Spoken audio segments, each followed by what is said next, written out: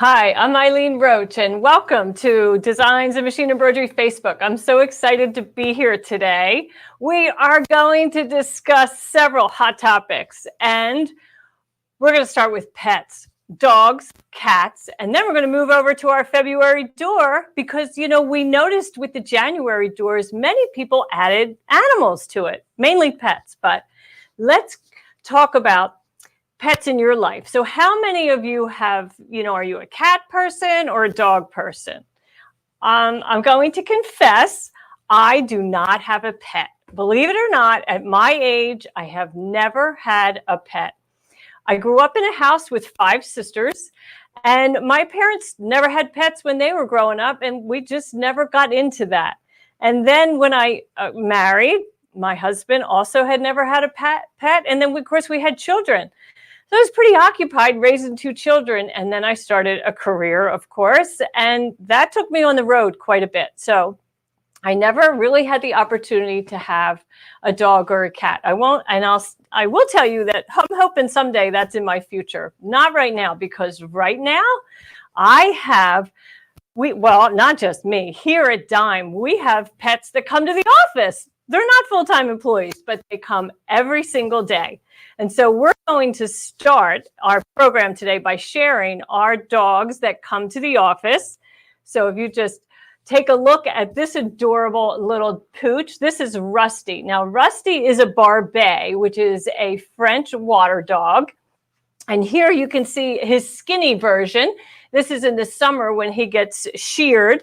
And then in the winter, when his fur beefs up, this is what he looks like. Isn't he adorable? He knows his way around every office, and he pops in and out of offices to get fed. He has a biscuit here and a treat there and lunch over in one corner, and then his water bowl is always in the kitchen. And let's see. Yeah, I know we're so lucky to be able to have dogs at the office. Hi, Judy Warren. Aloha. I wonder if you have a pooch on your patio in Hawaii. So let's take a look at some of the other dogs. We have Chewy. Isn't Chewy adorable? He comes occasionally, not every day. Now, Rusty's here every day. He's our CEO, we call him. And then there's Charlie, who often visits. He is precious, just so precious. And Sunny, she's a little pooch that visits occasionally, not every day. She's kind of a lap dog. So some days she's here quietly in an office, and other days she's racing up and down the hallway and, chasing Rusty. It's quite fun. And then we have Deborah Jones's 2 dogs, Shadow and Heidi. They come to the office, not too often, but they do come in now and then. And it's just so wonderful to have these pets share in our life every single day. So how many of you have dogs and cats?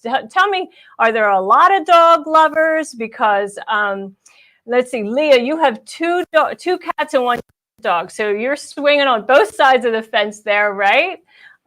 Well, speaking of cats, our cat Stipple was our top selling Stipple collection by Catherine Martinez. Is this wonderful?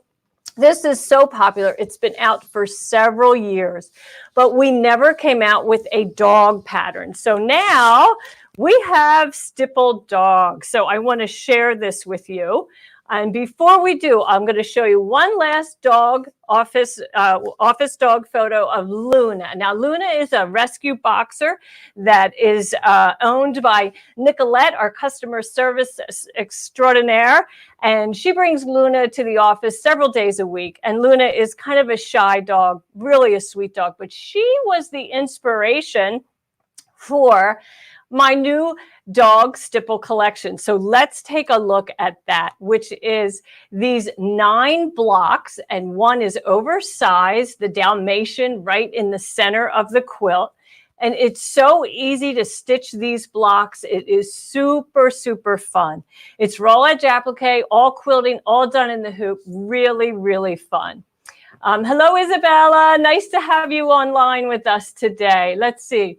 You don't have any pets because you look after your nephews. Yes, when they're on vacation. I understand. It's hard to take care of other family members' pets if you have your own. So you're free to take care of others. So as we look at these dogs, you'll notice that there's 9 different ones. They can be customized by your fabric choices to mimic a dog that you have in your family. So let's take a look at the process.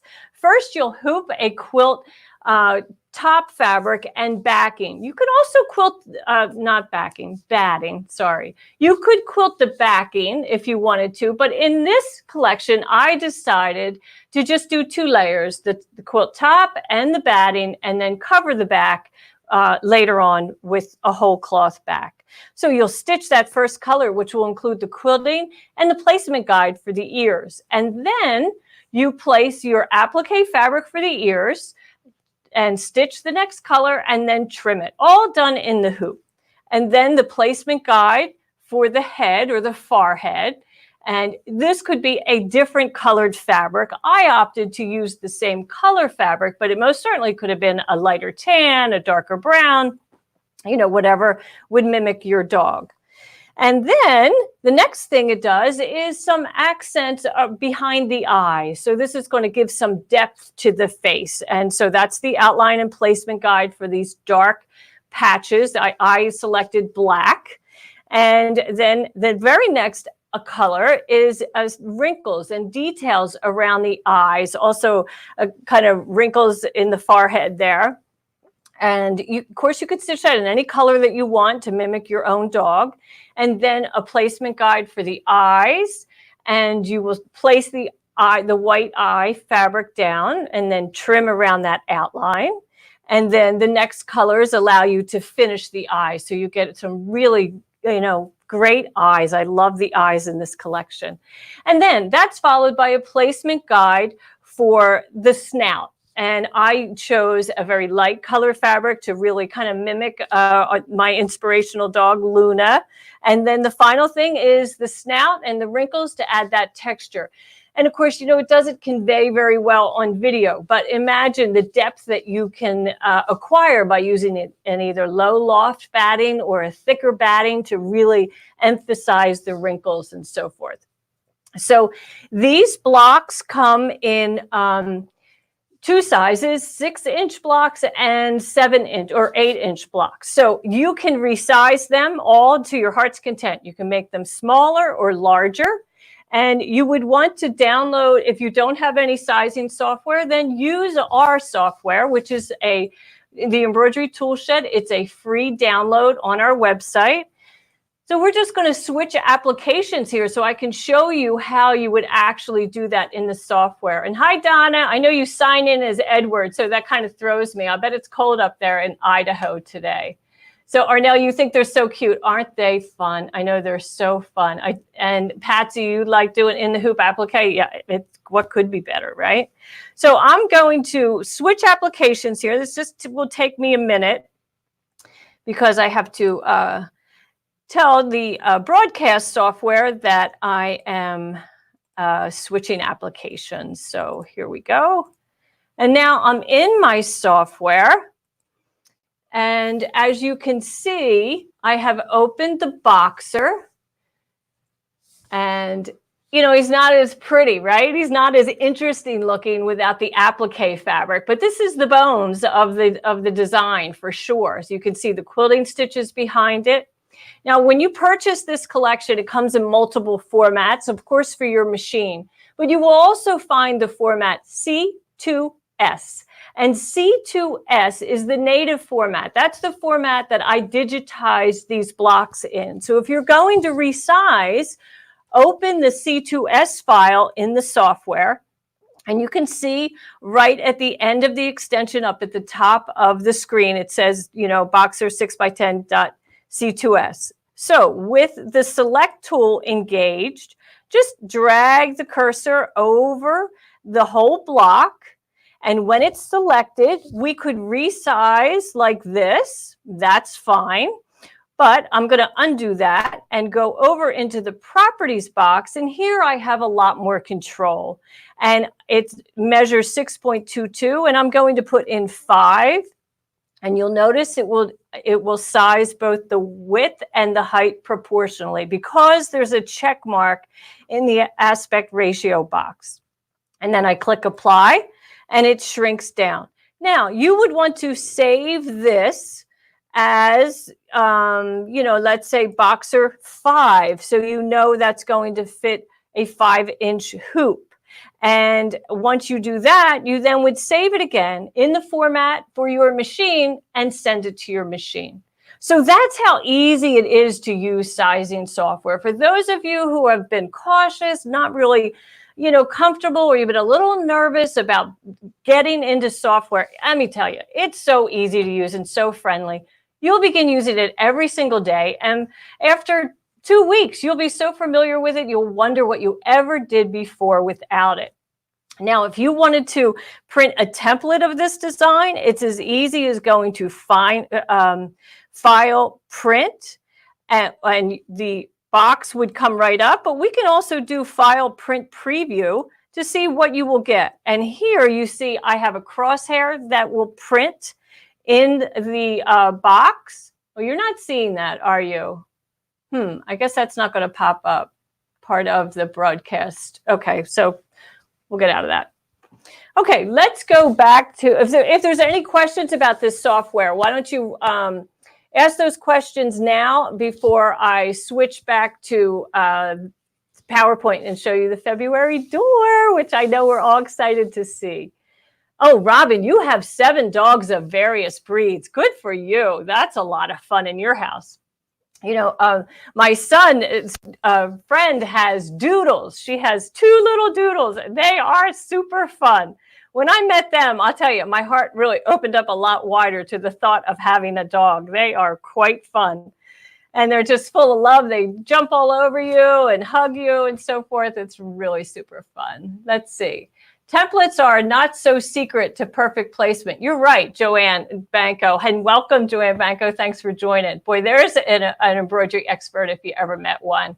But yeah, templates are really the key to success. Everybody wants to see, we all want to see our embroidery design before we stitch it, right? So here you can most certainly preview it in software. You can stitch it in actual size. You can debut that on your fabric or a garment, whatever it is you're working on. It's super easy to use. And you'll become a better embroiderer once you get used to using software. Absolutely. Let's say it looks simple when you use software, but I'm so far from being a nerd. Oh, you don't have to be a nerd. Absolutely not. It's just, we're nerds on our phones, right? I think today we're also comfortable working in software because we're on our phones, we're on tablets. Our software made by Inspirations is so user-friendly and so intuitive. You'd be surprised how quickly you'll get up to speed, because the cursor changes to its function. If you're writing text, the cursor changes to a little T. If you are making applique, it'll change to a little A. It's very intuitive. You really can't make a mistake. And everything's on one screen, which is beautiful. Okay, thanks, Joanne. All right, so let's see. Is it time to see the February door, you think? Give me a thumbs up if you want to see the door, if you think this is the right time to switch programs not programs for you, programs for me. All right, let's see. We will go over to, I'm going to stop sharing the screen for a minute and then switch back over to PowerPoint and reveal the January door. And we're getting there. We are getting there. Okay, we're going to hide that and hit that. Isn't it adorable? Okay, so the January door is a Valentine's Day cabin, a snowy cabin in the woods. That's how I envisioned it anyway. It's a little bit more whimsical than January was because, I just was in the mood for a little whimsy. So it's going to start with some sky fabric. We'll add cabin fabric, door, window, and the snow on the roof. So let's go ahead and take a look step by step. The materials that you need, of course, are included in all the downloadable materials. So you won't have to, no guesswork, super easy to do. So let's go ahead and start by making our hanging sleeves. And I know that so many people that in the January door, some people opted not to add those hanging sleeves. They put a sleeve on the back. Perfectly fine. Whichever way you want to do it is fine with me. But again, you're just going to cut 2 3.5-inch squares, use a little stitch witchery or fusible web along the side to fold that in, and then fold it in half and set them aside so that you can get going. And then I like to hoop piece and stitch stabilizer, and I'll place batting in the hoop. And I do a fairly low loft batting, cotton poly blend. And I stitch color 1, which is going to be the outline of the outer block, and then the outline of the sky fabric, all right? And then cover that with fabric. Now, something that I really want everybody to remember is do not trim the seam allowance of the appliques close to that perimeter stitch line. Always allow that applique to extend beyond that outline, because that's going to become your seam allowance later in the project, right? And you don't want to have a blowout, as we say. So once you stitch that, you trim, then you'll stitch the next color, which will be the, it's not the roof tack down, but whatever. Sorry, my slides don't match the instructions. That's okay. So you're going to trim that sky fabric just underneath the roof area and stitch the placement guide for the cabin. And you notice there's some space between the sky and the cabin. That's perfectly fine. Our snow roof will cover that later. Start with, and I chose a Moda Grunge, that really pretty kind of cherry color. Isn't that pretty? I love that grunge fabric from Moda. It's beautiful. And we'll just trim the peak of the cabin and then that bottom edge, because we'll have a snowbank there and a walkway. And the walkway is next. We stitch that placement guide and then place our kind of beige fabric over the walkway and stitch the tack down and the texture. And then again, leave that excess seam allowance at the bottom. The next thing that will be is a outline for the door. And of course, that's right above the walkway. And then you add your door fabric and trim that excess and stitch the satin outline of the door, and also the placement guide for the window, that half circle window, arched window. And then add your yellow fabric or gold or pale, whatever color you prefer, stitch the outline of that, and also the door panels. So this is all of that in one step will complete. And then stitch the placement guide for the roof and add your roof fabric. Now, truth be told, you know, behind my snow is the red cabin and the blue sky. So when I first placed one layer of white cotton fabric over top, the red cabin was bleeding through. So I just took some fusible web and fused 2 layers of my white cotton fabric together. And so that's a double layer of fabric there. And that does help avoid the bleed through of that dark cabin fabric. And then after I did the tack down, I trimmed all along those edges. And then I used our King Star metallic thread in silver to finish the snow so that it would look icy and really kind of catch the light. The next colors are the light fixture. And of course, there's color stops in there. You'll do the yellow first and then the black outline and so forth. And then it's time to move on to the snowbank. So the left one is first. And again, that's placement guide, tack down, and then also the satin outline. And again, I use the silver metallic by King Star. And then we repeat over here, but it's not a bank. Now it's a snowman. So our first placement guide will be the snowman body, and then you'll add a snowman fabric. Now make that large, all right? We want to extend that beyond that outline of the block, and then you'll trim inside, where the edge of the snowman, that what gives him the shape. You want to trim that nice and close.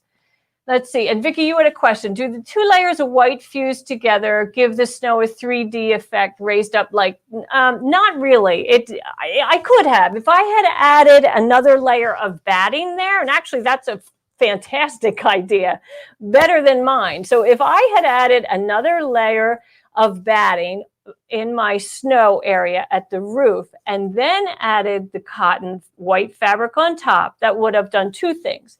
It would have eliminated the bleed through of the cabin, and it would have also added some dimension, like trapunto, right? And that would have been a great idea. So, well, I don't think we're going to have any snow in March on our door, but I'm going to certainly remember it for next December when we get to December's. That's a great idea, definitely. Let's see. Could you use flannel or fleece? You absolutely could use flannel or fleece. Also felt. Anything that has some texture would be really nice. A faux suede. Of course, it's a great opportunity to use scraps because these pieces are so small. So if you're like many embroiderers and sewers who like to hoard or maybe we shouldn't say hoard, but hold on to their expensive fabric scraps, like the faux suedes and so forth, that's a great application for it. And let's see, you were thinking, Vicki, of giving it a trapunto effect. Same for the snowman. Yes, and so I would definitely do, if I'm going to do trapunto on the snow roof, I would also probably do it on both the snowbank on the left and the snowman itself. And that would be really fun to teach in a class, because I know we have a dealer up in the Pittsburgh area, Gloria Horn, who is teaching this every month. And thank you, Gloria, for doing that. I'm excited that you're getting your whole group together and stitching this as a group. That makes it super fun. So the next colors that are included, is the snowman arm. He actually stitches before you add the snow. And so that's first, and then you add the snow, and then his face, his eyes, his mouth, and then, of course, his carrot nose, and then a placement guide for his hat. And once the hat's in place, then you're going to add your hat applique fabric. And you're welcome, Gloria. And so once you trim that, then it's time for the placement guide for the scarf. And I chose a tiny little black, red and white print, which I call a micro print. Boy, they're hard to find, little micro prints for applique. But when you spot them, you should grab them. And if you go to one of our dime events, we actually give away micro print fabric this year in 2020. We have a beautiful piece of fabric that has a buffalo plaid and a tiny polka dot in 6 different colorways. So you would enjoy that when you get it. So once that's done, it's time to move on to the mailbox.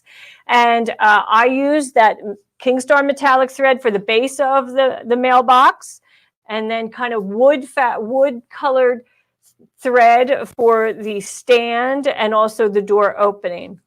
And then there's a interior of the box, and I chose a light pink because I'm trying to give it a Valentine's Day look. And if I chose red, it probably would not have popped against my red cabin, so I went with a light pink. And of course, there's a little Valentine's Day card in there. Let's see. So where do you get the patterns, Darlene Rose? So on the February door is going to be free on dzgns.com. And we have, so you can just search for the January door or the February door, and you'll find both patterns will be there. If they're not there yet, they will be at the end of this broadcast. And they're free for you. When you download it, you get it. It fits 6x10 hoops. You also get these printable instructions with illustrated images, very, very clear step by step on how to finish, start, finish, and enjoy this snowman February door. So once the mailbox is complete, it's time to add our hanging sleeve. And I gave you some tips on how to, you find the center of the block, and then you center each of those hanging sleeves that you prepared in each half of the block. And why are we using 2 sleeves? Well, our wire frame, here, I'll bring one over. Our wire frame has a slit right in the middle of the hanging part. So let me see if I can get this off. I don't know why I go and I take my glasses off, but here you can see there's a little slit. So there's really two sides to this. And that's because you can't get a sleeve on the end. It's curved and it's all in one piece. So that's why we have two different panels, in case you wondered. All right. Okay, we'll just put that away. I'm not going to fuss with that now. All righty. So let's get back to how we finish. So we want to make sure that we extend the raw edge of those sleeves beyond that outline of the block and tape down the top, just because you don't want the foot to catch on it and pull it out of the hoop. And then you'll stitch the second to last color, which is the tack down of these sleeves. The last color is when you apply your backing fabric. So I chose this kind of pretty, swirly red and white fabric, and you place it right sides together, completely cover the whole interior of the hoop. And Judy, you can get the wire frame on our website. That's also available there. It's very reasonable. I think it's around $29.99. Let's see. And Delroy, you said your UK fans loses out with not being able to get to your shows. Well, why is that? Here you are, Delroy. We're here on Facebook and we're here on YouTube. And if you can't watch it live, you most certainly can watch it anytime at your leisure. These stay up on both Facebook and on YouTube, so you can watch it at any time. And both products, the February Door and the Stipple Dog, are available for download only. So if you want to purchase this today, you don't have to wait for us to mail you the CD. And, frankly, who even has a CD drive anymore? So these are available for download right from our website. So you could get stitching your doggies this afternoon if you wanted to. Isn't that fun? Let's see, where do you find the frame? So again, that's going to be on our website and at dzgns.com, and it is titled Quilt Stand Wire Frame.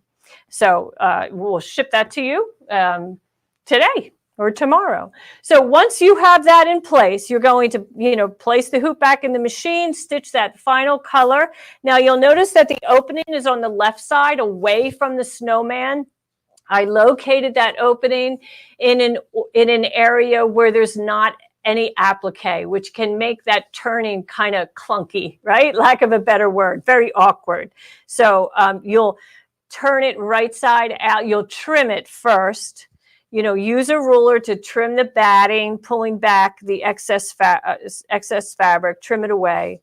And then press, pull out those sleeves, close that side opening, and I like to edge stitch all the way around my block. That's how I finish mine. Press it and finish it.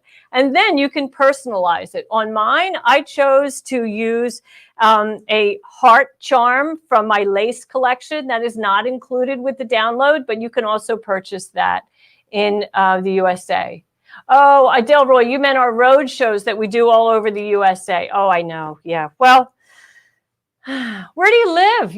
Is it beautiful there? Are you in Italy or France or England or Germany? We're some wonderful place. Maybe we'll come, right? But it's really not practical. We send in so much product to these events around the country so that our students can play with our tools and learn how to use them. It doesn't make sense to do that, across the pond, as they say. But we do have a distributor in France that we need to get her address up here. I'm not going to attempt to say it because I know I'll botch it. But Isabella, if you were watching, I know you were on earlier, post your link here so that people over in Europe know where to purchase our products from you, because she does distribute in France for us, which is wonderful. So it has just been so much fun making that February door. I can't tell you the fun I've had in digitizing these. I mean, I'm learning so much. It's great. And I hear from our Inspirations group, which is our software group, that they would like to have Facebook Live also. So once a month, we're going to start hosting a Facebook Live only on software. And for those of you who want to work along with us, that would be really fun for you. we have a lot of different programs. So we'll get started with kind of basic, but then, oh, you're in England, Delroy. Yes, well, look for a note from Isabella, and she will tell you where you can get it over there. Last week, we were sold out of the frames, Tracy, you're right. And we have more in stock right now, but, you know, they come in every week. So I apologize for being out of stock, but you could get started on making your doors. And by the time you're done, maybe you will have, will be in stock. And as soon as they come in, we ship them right out. So we appreciate your, we don't manufacture them. So I don't have control over how timely they arrive here in our office. Oh, thanks, Isabel. And thank you, Deborah Jones, for relaying that website over in France. So Delroy, that's the website in France. Look at Deborah Jones's note there. Okay, so where are we here? What else do we want to show? What else do we want to show? There's so many fun things. I have to tell you that the dogs, I wonder what other types of projects you would make with the dogs. I've already made pillows, and I think they would make a great tote bag. They would make an adorable pocket. You could size it down small and add that to a shirt or to a handbag. I mean, aren't they fun? I know at Christmas time, we hadn't released this product yet, but I saw in department stores lots of pet embellished, products like pillows and throws and so forth. It's super fun. Yeah, really super fun. So let's see. Software, Facebook Live. You have almost all of our software, Vicki. Great. Okay, yeah. So we're going to start that in probably towards the end of February. I have some travel coming up. And speaking of our events, next weekend out in Portland, Oregon, we have Cheryl Burnett at the Save Stores. She's doing a 2-day hands-on event.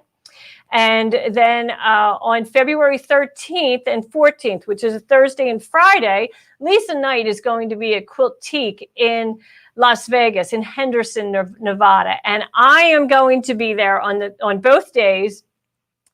And I'm going to broadcast live from Quiltique for our Facebook Live at 1 o'clock Central Time out there. So, wish me luck, right? I've done it before. I think I can handle it. And if not, I'm sure you'll forgive me and we'll be back on track the following week when we're back in the office. So also at the end of February in Jacksonville, Florida, Paula's Fine Fabrics is having a lace event with Tina Bartolet. So, it's never too late to sign up. And so where is the sizing software? Judy Warren asked. Go to DZG&S. Oh, here you have the link up. They just put it up there for you. Okay, if you just copy that link, you'll be able to go right to it, Peggy and Judy. And Patsy, you're welcome for sharing the door designs. It's really been a lot of fun. I just finished working on March. I haven't stitched it yet, but it's absolutely adorable. Every one that I make is my favorite one. So I guess I'm going to get 12 favorite ones, right? I have some great ideas for the spring and the summer, and, it'll be super exciting to do that. Joanne, yeah, you would put a dog on the back of a denim jacket. You're right. And, my good friend Deborah Jones has a gorgeous denim jacket with a dog face, very graphic dog face, black and white on a jacket of hers that she wears occasionally. And I love seeing that. So that's a very good inspiration. Oh, mug rug. Somebody would make a rug. Judy Warren, that would be great. I hope you will do a Rottweiler. Well, I will tell you, later in the year, we have some other very exciting pet products coming out. So I think you will definitely find a Rottweiler in that. But for now, this is what we have, these 9, which is a great way to get started and just to get familiar with the whole process. And, you can have this done in no time. So I thank you so much for joining me today. And we're going to see you next week here at 1 o'clock. I hope you have a good weekend. Keep stitching.